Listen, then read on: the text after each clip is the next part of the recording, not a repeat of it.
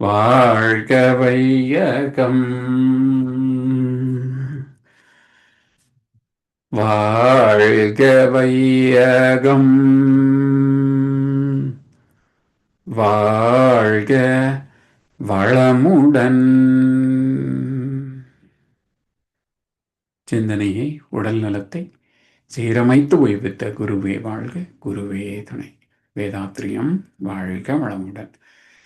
இன்று வரை உலகில் தோன்றிய அனைத்து சித்தர்களும் ஞானிகளும் மகான்களும் மற்றும் வேதாத்திரிய கோட்பாடுகளை அர்ப்பணிப்புணர்வோடு அகிலமெங்கும் உணர்வாக்கிக் கொண்டிருக்கும் ஞானாசிரியர்களின் மதிநுட்பமும் குருவர்களோடு சுக்குமமாய் நம்மை சூழ்ந்திருந்து நாம் ஓய்வதற்கு துணை நிற்குமாக என்று சங்கல்பித்துக் கொண்டு இன்றைய தவ நிகழ்வை இறைவணக்கம் குருவணக்கத்தோடு நாம் இனிதே துவங்குவோம். இறைவணக்கம் பாட அருள்நிதி கார்த்திகேயன் நாகேந்திரன் ஐயா அவர்களும், குரு வணக்கம் பாட அருள்நிதி ஸ்ரீராம் ஜெயபிரகாஷ் ஐயா அவர்களும். வாழ்க வளமுடன். வாழ்க வையகம், வாழ்க வையகம், வாழ்க வளமுடன். குரு வாழ்க, குருவே துணை. இறை வணக்கம். ஆதி எனும் பரம்பொருள் மெய் எழுச்சி பெற்று அணுவென்ற உயிராகி அணுக்கள் கூடி மோதி இணைந்து இயங்குகின்ற நிலைமைக்கேற்ப மூலகங்கள் பலவாகி அவை இணைந்து பேதித்த அண்ட கோடிகளாய் மற்றும் பிறப்பு இறப்பிடை உணர்தல் இயக்கமாகி நீதி நெறி உணர் மாந்தராகி வாழும் நிலையுணர்ந்து தொண்டாற்றி இன்பம் காண்போ. வாழ்க வளமுடன். வாழ்க வளமுடன். குரு வணக்கம்.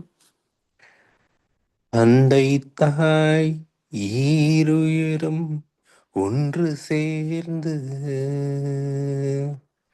தழைத்ததொரு உதழாகி உலகில் வந்தேன். அண்டை ஈருயிர் வினைகள் அறமோ மற்றோ அளித்த பதிவுகளாம் என் சொத்தாச்சு.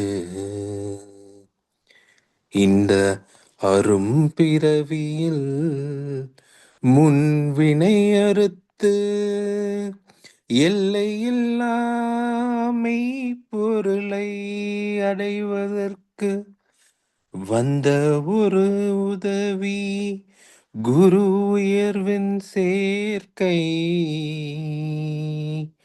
வணங்கி குரு திருவதியை வாழ்த்தி வாழ்வேன்.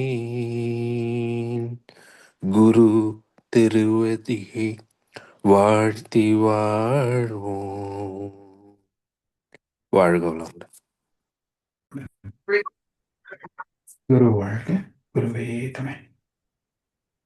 வாழ்க வையகம், வாழ்க வையகம், வாழ்க வளமுடன்.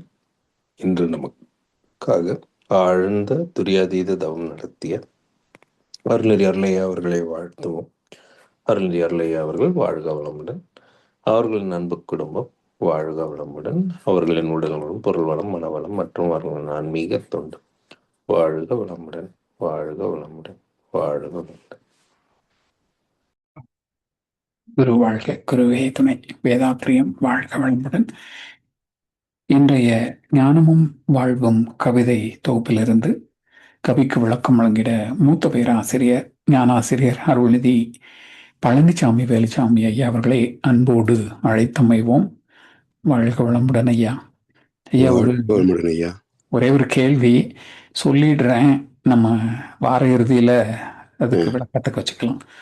துய்த்தல் வேறு, உணர்தல் வேறு, துய்த்தல் வேறு. இது ரெண்டையும் எப்படி பிரித்து பார்ப்பது? இதுல ஜீவகாந்தம் வான்காந்தத்தில் புலன்கள் மூலமாக கரையும் இடத்தில் என்னென்ன நிகழ்கின்றது? மேலும் ஆழ்ந்த விளக்கம் அடியனுக்கு தேவை ஐயா. தொடருவோம் வாரத்திலே. வாழ்க வளமுடன் ஐயா. வாழ்க வளமுடன். வாழ்க வையகம், வாழ்க வையகம், வாழ்க வளமுடன். குரு வாழ்க, குருவே துணை. சான்ற பெருமக்களே, ஞானமும் வாழ்வும் கவிதை தொகுப்பின் தொடர் சிந்தனையிலே இன்றைய கவி மன தூய்மை பெற தலைப்பில் 3வது கவி. தனது குறை ஆழ்ந்து உணர்ந்து திருத்தம் பெற்றால் தருக்கோழியும் பிறரிடம் நட்பு ஓங்கும். மனது ஒரு தூய நிலையை நாடி செல்லும். மற்றவரும் இதன் விளைவாய் நலம் காண்பார்கள். எனது நான் எனும் 2 சொற்களுக்கும் ஏற்புடைய கருத்துணரும் தகைமை கிட்டும். உனது சொல் செயல் என்ன குறைகள் போக்க உயர்ந்த தற்சோதனையை பழகிக் கொள்க. அதாவது மனம் என்பதே கடந்த கால அனுபவங்களின் பிரதிபலிப்பு.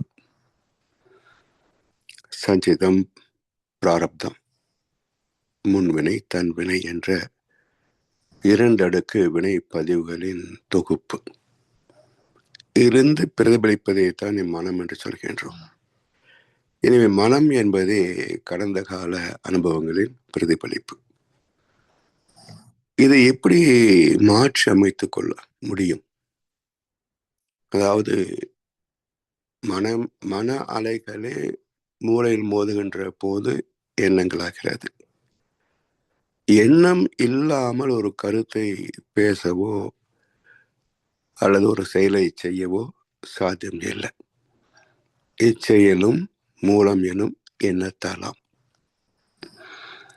அப்போ எண்ணம் மனதை சார்ந்திருக்கிறது, மனமோ ஆத்மாவை பதிவுகளை சார்ந்திருக்கிறது.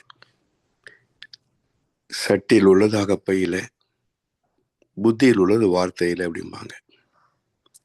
அது போல ஆத்மாவில் என்ன இருக்கோ அதுதான் எண்ணம் சொல் செயலாக மலரும்.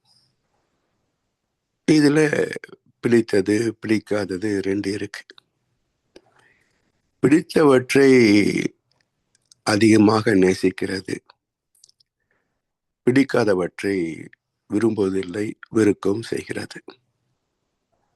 சரி, இது எனக்கு பிடிக்கவில்லை என்பதனால் மேற்கொண்டு அந்த எண்ணம் வராமல் நிற்குமா? அதுவும் சாத்தியமில்லை. அப்ப என்ன செய்கிறோம்? அதை விளக்குவதற்கு முயற்சி செய்கின்றோம். விளக்குவதற்கான வழிமுறை என்ன? ஏதாவது செய்துதான் அனுபவங்களை பெற்றிருக்கிறோம். இதை மாற்றி அமைக்க வேண்டும் என்று சொன்னால் மேலும் ஒரு வகையிலே ஒரு மேல் பதிவு செய்தால் தானே அதை மாற்றி அமையும். எனவே தனது குறை ஆழ்ந்து உணர்ந்து திருத்தம் பெற்றால், இந்த திருத்தம் அந்த குறைகளை மாற்றி அமைப்பது, இதற்கு பேர் என்ன என்றால் தற்சோதனை, சுய ஆய்வு, செல்ஃப் அனலைசிஸ். நம்மை நாமே சீர்தூக்கி ஆராய்ந்து பார்ப்பது. அப்படி ஆராய்ந்து பார்க்கின்ற போதுதான் தன் குற்றம், குறை, கடமை இவையெல்லாம் என்னன்னு தெரியும். தன்னை திரும்பி பார்க்கவில்லை என்று வைத்துக் கொள்ளுங்களேன். அப்படி பார்க்காத மக்கள் எப்படி இருக்கிறாங்கன்னு பாருங்க. என்னை போல் நல்லவன் வல்லவன் இந்த உலகத்துல இல்லைன்னு நினைப்பாங்க. எனவே நம்மை நாம் திருத்திக் கொள்ள வேண்டும் என்றால் முதலில் கக்னிஷன், என்னெல்லாம் நம்மகிட்ட இருக்கு அதை உணர வேண்டும். டிஸ்கிரிமினேஷன், நல்லது கெட்டது பிரித்து பார்க்கணும். பிறகு அவற்றை துய்ப்பதிலே எது நமக்கு பிடித்திருக்கிறதோ அதை மட்டும் எடுத்துக்கணும். இது பருப்பொருட்களிலே எளிதாக நமக்கு பிடித்ததை செய்யலாம், பிடிக்காதை விட்டுடலாம். ஆனால் எண்ணங்களில் அப்படி பிடிக்கவில்லை என்பதனால் உடனே அதை நீக்கிவிட முடிகிறதா? அதுக்குத்தான் அகத்து ஆய்வு என்று பேர், குணநலப்பேறு. பிறக்கும் போது எல்லாம் கலந்துதான் பிறக்கிறோம். மனிதன் பிறந்த போதே கலங்கத்தோடு தான் பிறந்திருக்கிறோம். முதல் மனிதனே கலங்கத்தோடு தான் பிறந்தான். என்ன கலங்கம்? ஒரு விலங்கு தன் வாழ்க்கைக்காக, உயிருக்காக இன்னொரு ஜீவனை கொன்று புசித்த ஒரு பிறர் வளம் பறித்தல். இது அடிப்படையாக வைத்து தான் மனிதனே வந்திருக்கிறோம். அப்ப மனிதனிடத்திலே குறை இல்லாதவர்கள் என்று தேடி பார்த்தோம்னு சொன்னா எத்தனை பேர் தேர்வாங்க? ஆனா வள்ளுவரே சொன்னார், குணம் நாடி குற்றமும் நாடி அவற்றுள் மிகை நாடி மிக்க குரல். எல்லாம் கலந்ததுதான் மனித வடிவம். இவற்றை எது மிகுந்திருக்கிறது அதை வைத்து அவனுடைய குணாம்சம் நிச்சயிக்கப்படுகிறது. நல்லவர்கள், தீயவர்கள் என்றெல்லாம் தரம் பிரிக்கப்படுகிறது. எனவே ஒரு நிறைவான, மகிழ்வான, சாத்விகமான வாழ்க்கை வாழ வேண்டும் என்றால் ஒரு போராட்டம் இல்லாத வாழ்க்கை, நன்று தீது என்ற போராட்டம் இல்லாத ஒரு வாழ்க்கை இருக்கும். அது உடனே கிடைக்குமா? என்ன கிடைக்காது. பயிற்சி செய்யணும். சரி, பயிற்சி செய்த உடனேயே மாற்றம் வந்து விடுமா அப்படின்னா, மனவளக்கலை அன்பு எல்லோருமே மகனாக இருக்கணுமே. அப்ப எத்தனை காலம் பயிற்சிகள் செய்தாலும் பெருங்காய டப்பா கதை தான். அதாவது ராமகிருஷ்ண பரமஹம்சர் சொல்லுவார், இந்த மண்ணெண்ணெயில் விழுந்த பாத்திரத்தை எப்படி கழுவினாலும் வாசனை போகாது. சரி, அதை எடுத்து நெருப்புல போடும்பார். நெருப்புல போட்ட பிறகு வாசனை எங்க வரும்? அது போல ஒரு அக்னி பிரவேசம், அதுக்கு பேர் தான் அகத்தாய்வு. சீதையை தீக்குளிக்க சொன்னான்னு சொல்லுவாங்க. ராமன் ஒன்னும் தீக்குளிக்க சொல்லல. ராமன் சொன்ன வார்த்தையை தனது தூய்மை நிரூபிப்பதற்காக சீதை தான் இலக்கணத்திலே தீயை மூட்டு என்று சொன்னார். அப்ப என்ன அர்த்தம்? ஆணவத்திடம் சிறைப்பட்ட இந்த ஆத்மாவிலே ஆணவத்தின் பார்வையே ஒரு களங்கம் தான். ராவணன் உன் மீது செலுத்திய பார்வை காம பார்வை என்பான் ராமன். அப்ப ஆணவத்திடம் சிறைப்பட்ட ஆத்மாவிலே களங்கம் எல்லாம் போகவே போக. சரி, அந்த களங்கத்தை ஏற்றால் தானே. களங்கம் இருக்கு, அதை நாம் அனுமதித்தால் தானே உள்ள போகும். அதாவது அத்தனை குணங்களும் என்னில் இருந்து பிறந்தவையே அர்ஜுனா, ஆயினும் அவைகள் என்னை தலைக்க மாட்டா, கட்டுப்படுத்த மாட்டா, பந்தப்படுத்த மாட்டாது. அப்ப நமக்குள் கருமையத்தின் மையமாக இருக்கிறது சுத்தவெளியின் ஒரு பின்னம். அந்த அறிவு எப்பவும் தூய்மையாகத்தான் இருக்கிறது. அதில் களங்கம் நெருங்கவே முடிவதில்லை. ஏன்னா எல்லா களங்கங்களும் 14 to 40 தான். அலைவேகம் 14 முதல் 40 தான் எல்லா பதிவுகளும் ஏற்பட முடியும். அப்ப 13 அலை வரைக்கும் அலை நிலைகளிலே வேகம் இருக்கிறது. ஆனால் மையமாகிய அந்த சுத்தவெளியின் பின்னப்பட்ட அறிவோ அது எப்பவும் தூய்மையாத்தான் இருக்கு. அது போல ஆணவத்திடம் சிறைப்பட்டிருந்தாலும் மையத்திலே மனதை இணைத்து கொண்டு விட்டால் எந்த பதிவு நம்மை உள்நோக்கி வர முடியாது. அதை நிரூபிப்பதற்காகத்தான் சீதை தீமூட்ட சொன்னார். அப்ப அக்னிதேவன் சொல்றான், என்னால் தகிக்க முடியவில்லை, சாம்பலாக்க முடியல. சீதை பரிசுத்தமானவர். அப்ப அகத்தாய்வு என்ற அக்னி பிரவேசம் செய்கின்ற போது இந்த மனதிலே எதுவுமே இல்லை என்று சொன்னால் அங்கே எண்ணம் நம்மை சுடுவதில்லை, எண்ணங்கள் நம்மை தாக்குவதில்லை. அப்படிப்பட்ட ஒரு நிலைக்கு போக முடியும். என்ன தேவை? பயிற்சிகள் தேவை. அப்ப எங்க இருந்து இது தொடங்குகிறோம்? அடைய வேண்டிய உச்சம் எண்ணமற்ற அந்த தூய பரிசுத்த வெளியோடு, சுத்த வெளியோடு இணைந்திருப்பது, இணைந்த நிலையிலே வாழ்வை துய்ப்பது. அப்போ எந்த வகையான எண்ணங்களோ செயலோ நம்மை தாக்காது. இந்த பரிசுத்த நிலையை அவள் எளிதில் அடைய முடியுமா என்றால், எழுபிறப்பும் தீயவை தீண்டா பழிப்பிறங்கா பண்புடை மக்கட்பெறின் என்கிறார் வள்ளுவ பெருந்தகை. எப்போ கிடைக்கும் என்றால் 7 தலைமுறைகள் தீயதை செய்வதற்கே வெட்கப்படுகின்ற, தீயதை நினைப்பதற்கே வெட்கப்படுகின்ற பிறப்பாகவே அமைகின்ற போது அந்த 7 கடந்து 8வது நிலையிலே தெய்வீக புருஷனாக, அவதார புருஷனாக, ஒரு குருவாக, ஞானியாக, ஆன்றோனாக பிறப்பெடுக்கிறது. தூய்மையான பிறப்பு. எனவே ஒரு நீண்ட பயணம். இந்த தற்சோதனை என்கின்ற அக்னி பிரவேசம் மிக நீண்ட பயணம். இல்ல பல பேர் சோர்ந்து விடுவார்கள்.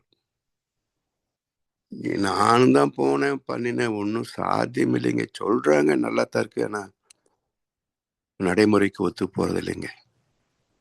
ஏன் ஒத்து போகாது? ஆசை இருக்கின்ற வரைக்கும் ஒத்து போகாது.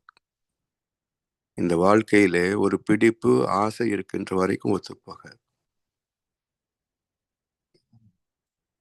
ஆசை விட்டாதான் உன் உடம்பை வெறுக்காமல் உனக்கு ஏதும் புரியாது.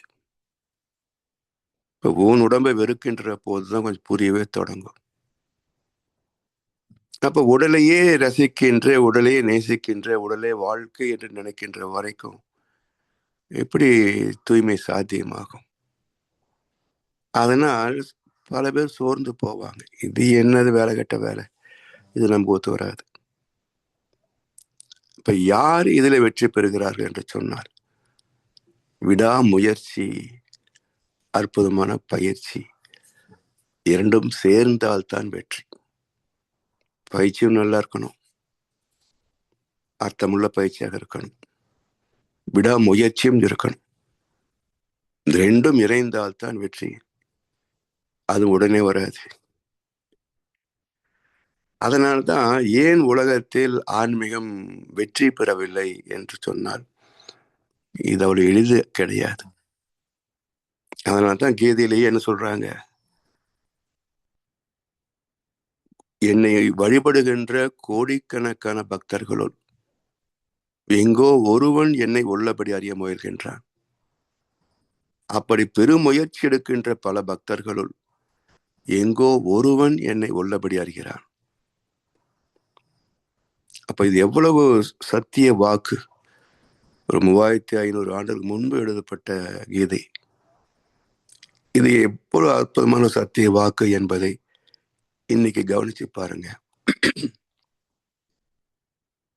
ஒரு கோடி மக்களுக்கு ஒருவர் ஞானியாக இருந்தால் இன்னைக்கு உலகத்துல 820 ஞானிகள் இருக்கணும். எத்தனை பேர் இருக்கிறாங்க? அப்ப கோடிக்கு ஒருவர் கூட தேர்வது இல்லை என்பதுதானே கீதை சொல்லியிருக்கிறது. அதனால் இந்த அகத்தாய்விலே வெற்றி பெறுவது அவ்வளவு எளிது அல்ல.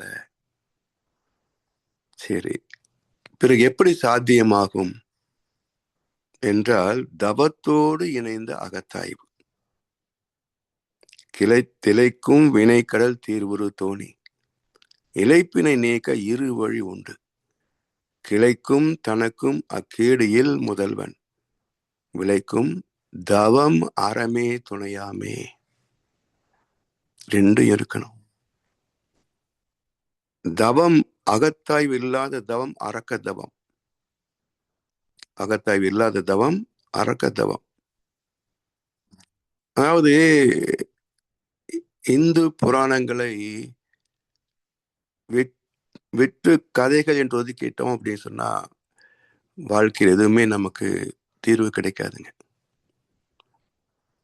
அதை ஆராய்ந்து பார்த்து அதுல ஒண்ணு இல்லைன்னு நீக்கிடலாம்.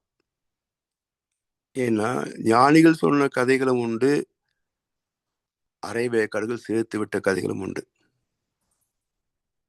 அப்ப இது சிந்தித்து பார்த்தால்தான் எது ஞானியின் கருத்து, எது ஒரு அரைவேக்காடின் கருத்து என்பது புரியும். ஞானிகளின் கருத்துக்கள் அத்தனையுமே நமக்கு வழிகாட்டுபவை. அதுல தேவையற்றது என்று எதையுமே ஒதுக்க முடியாதுங்க. அப்ப அந்த வழிகாட்டக்கூடிய அந்த புராணங்கள்ல என்ன சொல்றாங்க, அத்தனை அரக்கர்களும் தவம் செய்துதான் திவ்ய வரங்களை பெற்றார்கள். யாரும் இலவசமா ஒன்றும் எடுத்துக்கல. எல்லாரும் தவம் செய்து கடும் தவம் செய்தார்கள். தவம் செய்துதான் திவ்ய வரங்களை பெற்றார்கள். ஆனா ஏன் நல்லது செய்ய முடியவில்லை என்றால் அங்கே எது தர்மம் எது அதர்மம் என்று சீர்தூக்கி பார்க்கக்கூடிய அகத்தாய்வு அறம் அங்கே இல்லை. ஒழுக்கத்தை பற்றிய விளக்கம் இல்லை. இப்ப நம்ம இதில் கூட நிறைய பேர் என்ன நினைக்கிறாங்க, தவம் செய்தால் போதும், விளக்கம் தேவையில்லை. மன்றங்கள்ல கூட தவம் முடிஞ்ச உடனே சிலர் இருந்து கிளம்பிடுவாங்க, பார்த்துருக்குறோம். அப்ப நான் என்ன சொல்லுவேன்னா, இவங்க தவம் செய்யல. இங்க ஓம் சாந்தி சாந்தி சாந்தி சொன்ன உடனே எங்கெல்லாம் போய் என்ன வேலை பார்க்கணும் என்பதையெல்லாம் இங்க உட்கார்ந்து திட்டம் போட்டு இருந்திருப்பாங்க. உண்மையிலேயே தவம் செய்தோம் என்று சொன்னால் உடனே எந்திரிக்க முடியாது. அது சாமிஜி அழகா சொல்லுவாங்களே, அது ஒரு தெய்வீக போதை. போதையில டக்குன்னு எந்திரிச்சிருவானா, என்ன சாமி இப்படி சொல்றீங்களே, தெய்வீக போதை போதைங்க நான் எங்கேயோ பயன்படுத்துற வார்த்தை, நீங்க தெய்வீக போதைன்னு போடுறீங்களே அப்படி. ரெண்டும் ஒண்ணுதான். அது எப்படி சாமி ரெண்டும் ஒண்ணாக முடியும்னா, அங்கேயும் கொஞ்சம் சுதி குறைஞ்சா கொஞ்சம் கூட்டிக்குவான். அவனுக்கு அந்த ஃபுல் ஃபிளாட்னஸ் தான் பிடிக்கும், மட்டையாக இருக்கணும். கொஞ்சம் உணர்வு வருது அப்படின்னா உடனே ஒரு பேர் கடிச்சிருவான். இதுவும் அதே மாதிரி தான். அந்த நிலையிலிருந்து சற்றும் இறங்க மனம் விரும்பாது அப்படின்னாரு. அதனால் அந்த போதை என்பது ஒரே அர்த்தம்தான். அது மூளையை மயக்குகின்ற போது தீயது, அறிவிலை லயிக்கின்ற போது மேன்மை பெற்றது. அதனால் அது தெய்வீக போதை என்ற வார்த்தையை பயன்படுத்தினார் மகர்ஷி அவர்கள். அது போல அந்த இடத்திலே நின்று விட்டால் இந்த அரக்கத்தனமானதெல்லாம் இருக்காது. அதனால் அறம் இல்லாத தவம், அகத்தாய்வு இல்லாத தவம் அரக்க தவம். அது என்ன ஆகும் தெரியுங்களா, இருக்கின்ற தீய குணங்களை வலு பெற்றுவிடும். இப்ப தவம் என்பது என்ன, மனதுக்கு ஒரு வில் பவர், வைராக்கியத்தை கொடுக்கக்கூடிய ஒரு பயிற்சி, மனதுக்கு மன வலிமை சேர்க்கக்கூடிய பயிற்சி தவம். இந்த தவ பயிற்சியில நம்ம இடத்துல இருக்கிற தீது நன்று எதுன்னு தரம் பிரித்து பார்த்து நன்றை நாடவில்லை என்று சொன்னால் அது எங்க போகும், தீயதுக்கு தான் போகும். அதனால் மகிழ்ச்சி சொல்லுவாங்க, பிரம்ம ஞானம் என்ற இந்த பொக்கிஷத்தை அருகுண சீரமைப்பு என்ற தட்டிலே வைத்திருக்கிறேன். இதுக்குள்ள அடங்கி போச்சுங்க எல்லாமே. பிரம்ம ஞானம் என்ற பொக்கிஷத்தை அருகுண சீரமைப்பு என்ற தட்டிலே வைத்திருக்கிறேன். குண சீரமைப்பு இல்லை, ஞானம் இல்லை. அதனால் இந்த தவம் ஒரு ஆபத்தான பயிற்சி. அகத்தாய்வோடு சேர்த்து பயிற்சி செய்து வந்தால்தான் அது நன்மை தரத்தக்கதாக இருக்கும். அப்போ இந்த அகத்தாய்வில் விரும்பக்கூடிய நன்மைகளை உறுதியாக பற்றுவதற்கு துணை செய்வது தவம். அதே போல தவத்தில் நல்ல அனுபவங்களை பெற வேண்டும் என்று சொன்னால் தூய மனம்தான் அதற்கு துணை செய்யும். அப்ப மனம் எப்ப தூய்மையாகும்? அகத்தாய்வு செய்து அக்னி பிரவேசம் செய்தால்தான் மனம் சுத்தமாகும். அதனால்தான் மகிழ்ச்சி அவர்கள் இரண்டையும் இணைத்தார்கள். அதாவது மகிழ்ச்சியுடைய இந்த தத்துவத்திற்கு மூலம் பார்த்தோம்னு சொன்னா புத்தர் சொன்ன 3 படித்தலங்கள்: புத்தம் சரணம் கச்சாமி, தம்மம் சரணம் கச்சாமி, சங்கம் சரணம் கச்சாமி. 3 கோட்பாடுகள். புத்தம் என்பது இறை உணர்வு, அதை பெறக்கூடிய தவம். தம்மம் என்பது கர்மயோகம், செயல்முறை. அதுல அகத்தாய்வும் சேரும். சரி, இந்த தவத்தையும் இந்த அகத்தாய்வையும் கற்றுக்கொள்வதற்கும் தேர்ச்சி பெறுவதற்கும் மற்றவருக்கு கற்றுக் கொடுப்பதற்கும் ஒரு இடம் வேணும். அதான் சங்கம். எனவே இந்த 3ம் இணைந்தால், இந்த 3ஐயும் பயன் கொண்டால்தான் ஒரு சாதாரண ஜீவாத்மா பரமாத்மா என்ற நிலைக்கு போக முடியும். இந்த 3இல் எது குறைந்தாலும் பயன் குறைவுதான். அதனால் தினசரி மன்றங்களுக்கு செல்வதும் தவம் செய்வதும் தத்துவ வழக்குகளை கேட்பதோ படிப்பதோ பேசுவதோ, இப்படி வாழ்க்கையை திருத்தி கொண்டால்தான் மாற்றமே தவிர ஏதோ நம்ம மார்க் வாங்குறதுக்கு தவம் பண்ணா போதும், வேலையில ப்ரமோஷன் வாங்குறதுக்கு தவம் பண்ணா போதும், இல்லை அடுத்தவங்களை மேய்க்கிறதுக்கு தவம் பண்ணா போதும் என்று நினைத்தால் அது அரக்க தவமாக இருக்குமே தவிர தன்னை மேம்படுத்தக்கூடிய ஆன்மீக தவமாக இருக்காதுங்க. அதனால் மன தூய்மை என்பது மிகப்பெரிய வாழ்க்கை, அதுதானே. அதனால்தான் இந்த தலைப்பிலேயே இன்றைக்கு 3வது கவியாக பார்க்கிறோம். எனவே தனது குறை ஆழ்ந்து உணர்ந்து திருத்தம் பெற்றால், நம்முடைய குறை என்ன என்பதை, அதாவது அதை ஏற்றுக்கொள்வதற்கே ஒரு தைரியம் வேணும். அதாவது எத்தனையோ தவறுகளை மறைத்து சரித்திரம் எழுதுவார்கள். ஒரு அம்மா எழுதினாங்க, தன் புருஷனோட வாழ்ந்த கதையை நானும் அவரும் அப்படின்னு எழுதி வச்சிருக்கிறாங்க. இது அவர் என்னன்றது மக்களுக்கு தெரியும், அவர் எப்படிப்பட்ட பிளேபாய் என்றது மக்களுக்கு தெரியும். அப்ப அடுத்து வரக்கூடிய சந்ததிகளுக்கு இவரை தூய்மையானவர்னு காட்டுறதுக்காக அந்த அம்மா ஒரு புத்தகம் எழுதி வச்சுட்டாங்க. அது யாரும் படிக்க மாட்டாங்கிறது அந்த அம்மாவுக்கு தெரியாது வச்சுங்க. இது போல தன்னுடைய குறையை மழுப்புவது அது பெருசு இல்லைங்க. கண்ணதாசன் மாதிரி நான் செய்யாத தவறுகளே கிடையாதுன்னு தைரியமா எழுதி வைக்கிறதுக்கு ஒரு துணிச்சல் வேணும். எங்க அப்பாவுக்கு சூதாட்டம் மட்டும்தான் ஒரு குறை, என்கிட்ட சூதாட்டம் மட்டும்தான் இல்லை, மற்ற எல்லா தப்பும் இருக்குது பாரு. அப்போ தன்னுடைய குறைகளை ஏற்றுக்கொள்வதற்கே ஒரு துணிச்சல் வேண்டும். அது இல்லைன்னு எங்க திருத்திக்கிறது? அப்போ முதலில் எதை திருத்துவது என்று அடையாளம் பார்க்கணும்.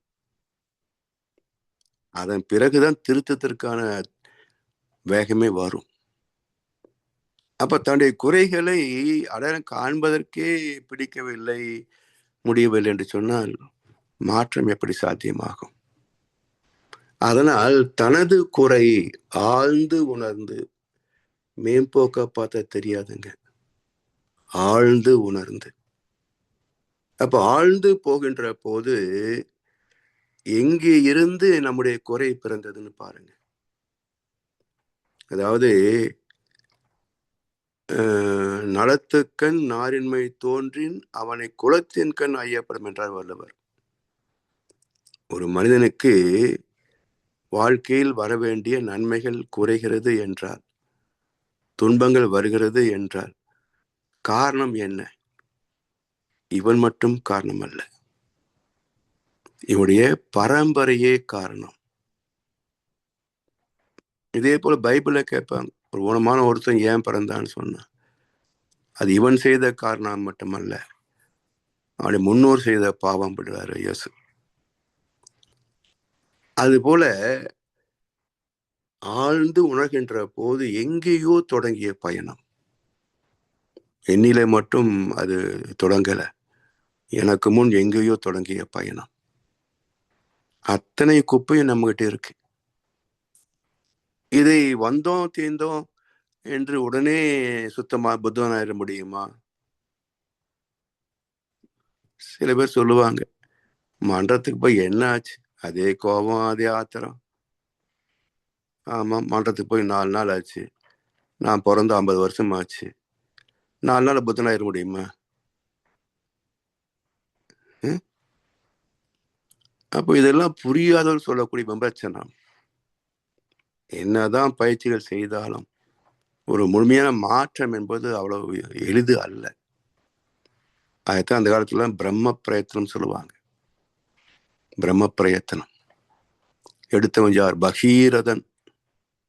ரதன்னா மனசு. பகீரத பிரயத்தனம், அப்பதான் முடியும். எனவே தனது குறை ஆழ்ந்து உணர்ந்து திருத்தம் பெற்றால் தருக்கு ஒழியும்.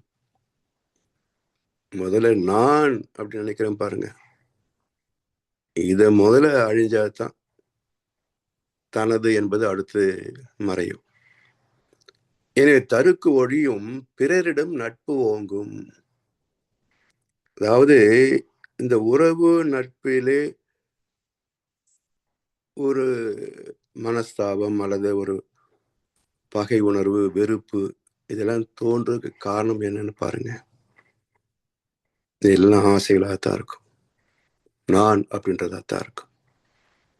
அப்ப நான் என்பது அழிந்து விட்டாலே மனம் விரிந்து போகிறது. நரன் என்ற சிற்றெல்லை நான் கடந்த போது, நான் என்பதே ஒரு சிற்றெல்லை. உடம்புக்குள்ள உணர்வு தான் நான் சொல்லும். உடலை கடந்து விட்டால் எங்கே நான்? அப்ப என்ன ஆகிறது? இந்த நான் என்ற எல்லைக்குள் இருந்த பாசம் இந்த எல்லை கடக்கின்ற போது அன்பாக மாறுகிறது. அப்ப அன்பு எந்த இடத்துல இல்லை, எந்த இடத்துல செல்லுபடி ஆகாது. எனவே தருக்கு ஒழியும், பிறரிடம் நட்பு ஓங்கும். மனது ஒரு தூய நிலையை நாடி செல்லும். அப்ப எதை நோக்கி மனம் பயணிக்கும் என்றால், பொதுவாக மனம் ஒரு சைத்தான், மனம் ஒரு அரக்கன், மனம் ஒரு சாத்தான். சாத்தான் கிறிஸ்துவ சொல்லுவாங்க, சைத்தான் இஸ்லாத்துல சொல்லுவாங்க, அரக்கன் இந்து தத்துவத்துல பேசுவாங்க.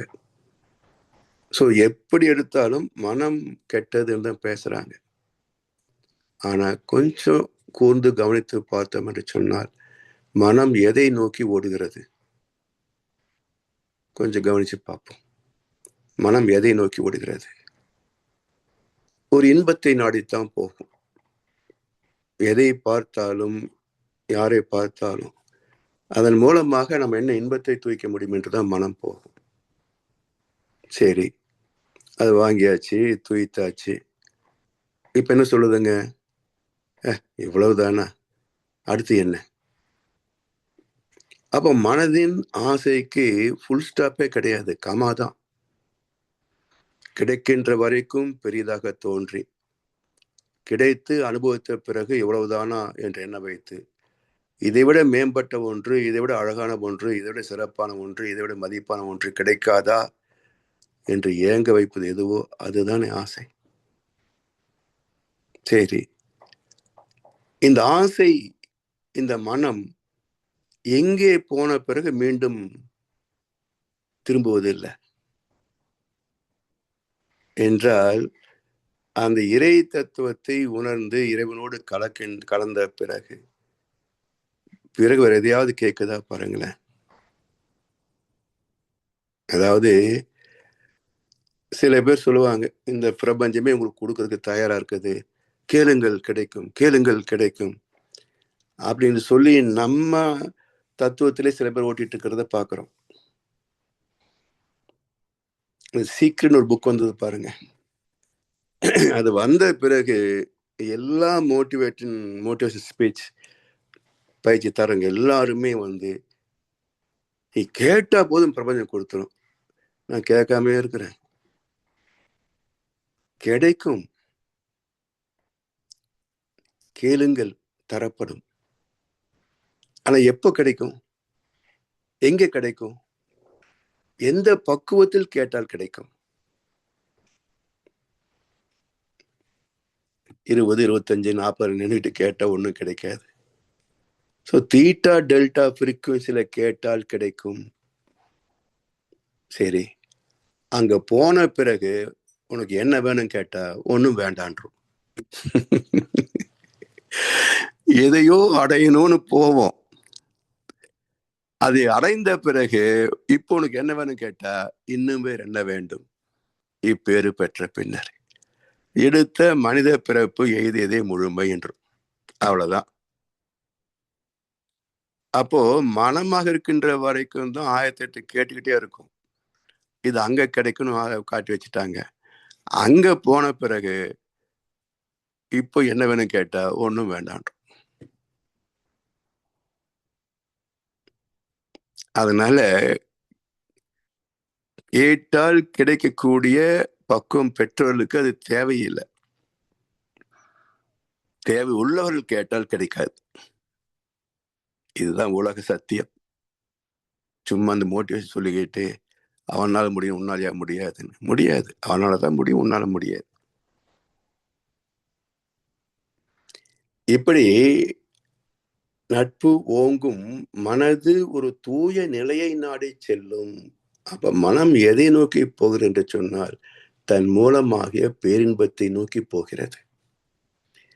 அந்த இடத்தை தொட்ட பிறகு, அடைந்த பிறகு, இதுவரைக்கும் அது வேண்டும் இது வேண்டும் என்று அறித்து கொண்டிருந்த மனம் எனக்கு ஒன்றும் வேண்டாம், இது போதும் என்று நிறைவு பெற்றுவிடும்.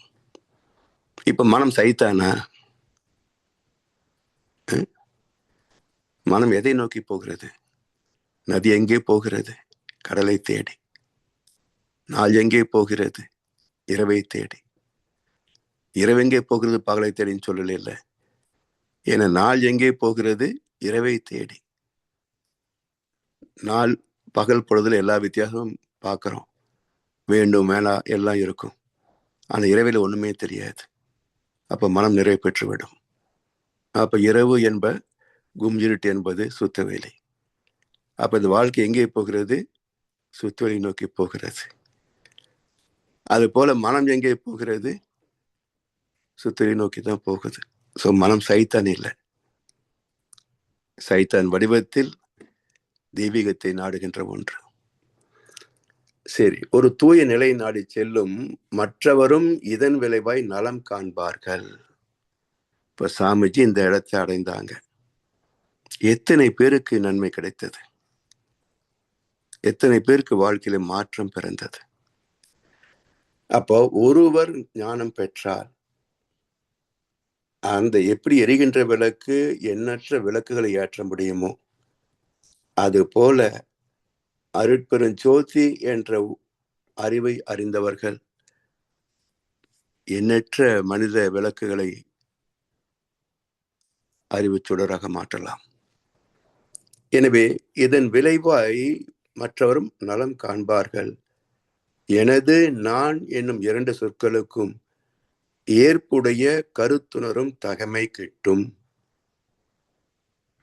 எனது நான் என்னும் 2 சொற்களுக்கும் ஏற்புடைய கருத்துணரும் தகமை கிட்டும். அது என்னது? நான் என்பது உடலா, உயிரா, மனமா? இல்ல. நான் என்பது அறிவு. அது சுத்த வெளி மெய்ப்பொருள். எனது எனதென்ற பொருள் ஏது, எனதென்ற செயல் ஏது, நீ அல்லால் உலகம் ஏது மாதவமே என்றார் பட்டினத்தார். அப்ப என்னுடையது என்பது எதுவுமே கிடையாது, எல்லாமே எனக்கு தான் சொந்தம். பிரபஞ்சமே எனக்கு சொந்தம். 4 சென்ட் வீடா எனக்கு சொந்தம், எல்லையற்ற பிரபஞ்சமே எனக்கு சொந்தம். எனவே நான் எனது என்ற கருத்துணரும் தகமை கிட்டும். உனது சொல் செயல் என்ன குறைகள் போக்க. சொல் செயல் என்ன குறைகள் போக்க. உயர்ந்த தற்சோதனை பழகிக் கொள்க. அப்போ இதெல்லாம் மாற்றம் செய்யக்கூடிய ஒரு மந்திர வித்தை எது என்றால் தன்னைத்தான் ஆராய்ந்து பார்க்கின்ற தற்சோதனை. எனவே தற்சோதனை மூலமாகத்தான், தவம் என்ற வலிமையின் மூலமாகத்தான் திருத்தம் என்ற கனியை எட்ட முடியும். இந்த இரண்டில் எது குறைப்பட்டாலும் திருத்தம் முழுமை அல்ல என்பதை நினைவிலே கொண்டு நம் கடமை அறவாழ்வின் நாட்டத்தை சிறக்கட்டும் என்று சொல்லி வாய்ப்பளித்த செவிமடுத்த அனைவருக்கும் நன்றி பாராட்டி இந்த உரையை நிறைவு செய்கின்றோம். வாழ்வளமுடன், வாழ்வளமுடன், வாழ்க வையகம். வாழ்க வளமுடன் ஐயா. அருமை. வாழ்க நான் என்பது வையகம். அழிய வேண்டும் என்று நீங்கள் கூறும்போது அதுக்கு கொஞ்சம் விளக்கம் கிடைச்சா நல்லா இருக்கும்னு நினைச்சேன். கொஞ்சம் சொல்லிட்டீங்க. அதுவும் நாம தொடரும். சிக்கல் தான், நீங்க பாட்டு சுத்தி விட்டுறீங்க. இல்ல, எல்லாம் மகேஷ் சுத்தி விட்டாரு, நான் சுத்திட்டு இருக்கோம் பம்பரம் மாதிரி. ஆமா, ஆமா. பம்பரம் மாதிரி பம்பரம் அதிவிரைவா சுத்துச்சுன்னு வச்சுங்களேன், தேர் மாதிரி நிற்கும். ஆமா, அது விரைவு குறைஞ்சு வச்சுங்க, தள்ளாடிக்கிட்டே இருக்கும். ஆமா. அப்போ நம்முடைய முயற்சி மேக்சிமமா இருந்தா தள்ளாட்டம் இல்லை, இது குறையா இருக்குன்னா தள்ளாடிக்கிட்டே இருக்கிறோம். அது வாழ்க வளமுடன் ஐயா. வாழ்க வளமுடன் ஐயா. அந்த நிறைவை நோக்கிய பயணம் அனைவருக்கும் ஈடேறட்டும். வாழ்க வளமுடன். தொடர்ந்து மகான் கவிகளுக்கு விளக்கம் வழங்கி நம்மை சிறந்த முறையில் வழி நடத்தி கொண்டிருக்கும் மூத்த பேராசிரியர் ஞானாசிரியர் அருள்நிதி பழனிசாமி வேலுசாமி ஐயா அவர்களும் அவரது அன்பு குடும்பத்தினரும் அருட்பெயர் ஆற்றல் கருணையினால் உடல் நலம், நீள ஆயுள், நிறை செல்வம், உயர் புகழ், மெய்ஞானம் ஓங்கி வாழ்க வளமுடன், வாழ்க வளமுடன், வாழ்க வளமுடன் பாடல்கள் பாடி நிறைவு செய்யும் தருணம் இது. வேதாத்திரிய பாடல் பாட அருள்நிதி ஜமுனாராணி அம்மா அவர்களும், பிரம்மஞான கவி பாட அருள்நிதி சுகந்தி இளையப்பன் அம்மா அவர்களும், உலக நல வாழ்த்து பாட அருள்நிதி சூர்யா ஜெயமணி அம்மா அவர்களும். வாழ்க வளமுடன். வாழ்க வளமுடன் ஐயா. வாழ்க வையகம், வாழ்க வையகம், வாழ்க வளமுடன். குரு வாழ்க, குருவே துணை. வேதாத்தியம். போரில்லா நல்லுலகம், பொருள் துறையில் சமநீதி, நேர்மையான நீதிமுறை, நில உலகுக்கோர் ஆட்சி. போரில்லா நல்லுலகம், பொருள் துறையில் சமநீதி, நேர்மையான நீதிமுறை, நில உலகுக்கோர் ஆட்சி. சீர் செய்த பண்பாடு, சிந்தனையோர் வழிவாழ்வு, சிறப்புணர்ந்த பெண் மதிப்பு, தெய்வ நீதி வழிவாழ்தல், தேர் திருவிழா தவிர்த்தல், சிறுவர்கட்கே விளையாட்டு, செயல் விளைவு உணர்கல்வி, சீர்காந்த நிலை விளக்கம், பார் முழுதும் உணவு நீர் பொதுவாக்கல், பல மதங்கள் பல கடவுள் பழக்கம் ஒழித்து உண்மை ஒன்றை தேர்ந்திடுதல், பார் முழுதும் உணவு நீர் பொதுவாக்கல், பல மதங்கள் பல கடவுள் பழக்கம் ஒழித்து உண்மை ஒன்றை தேர்ந்திடுதல். நன்றிங்கய்யா. வாழ்க வளமுடன்.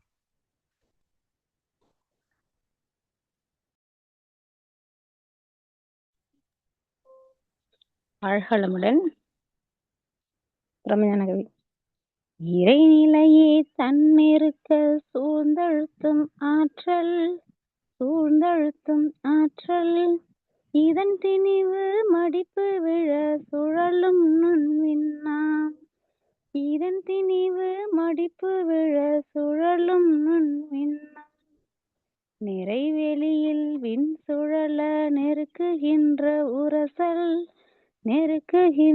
உரசல் நிலைவெளியில் எழுப்புகின்ற நேரலைகள் காந்தமாம்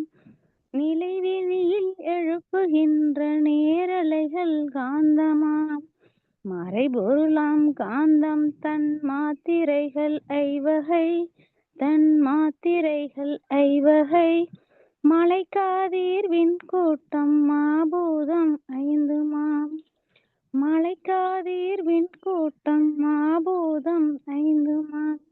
முறையாய காந்த அலை மனமாம் உயிர் உடல்களில் மதி உயர்த்தி இவ்வுண்மை பெற மாபிரம்ம ஞானமாம்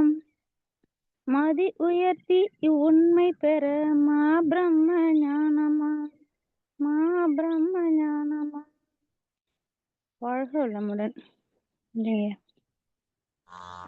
வாழ்க வளமுடன். உலக நல வாழ்த்து.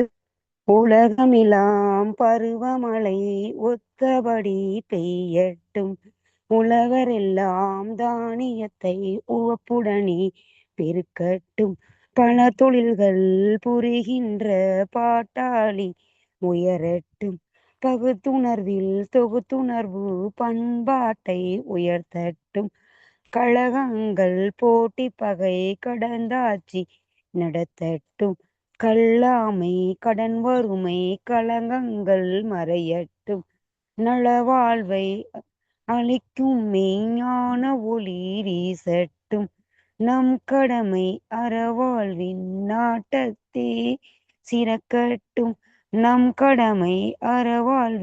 நாட்டத்தே சிறக்கட்டும், வாழ்க வையகம், வாழ்க வையகம், வாழ்க வளமுடன். வாழ்க வளமுடன் ஐயா. வாழ்க வளமுடன். இன்றைய தவத்தில் கலந்து கொண்ட நண்பர்கள், தவத்தை வழிநடத்தியோர், நற்சிந்தனை வழங்கியோர், பாடல்கள் பாடியோர் அனைவரும் வாழ்க வளமுடன்.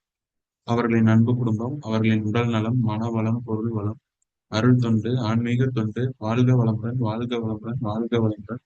இத்துடன் இன்றைய காலை தவம் நிகழ்வோடும் நீரே நிறைவு பெறுகிறது. இறையருளும் குருவருளும் நம் அனைவரையும் எப்பொழுதும் சூழ்ந்திருந்து நம்மை இந்த இறைநிலையுணர் பயணத்திலே சிறந்த முறையிலே வழிநடத்தட்டும் என அனைவரையும் வாழ்த்தி வணங்கி நன்றி கூறி அமைகிறோம். வாழ்க வையகம், வாழ்க வையகம், வாழ்க வளமுடன்.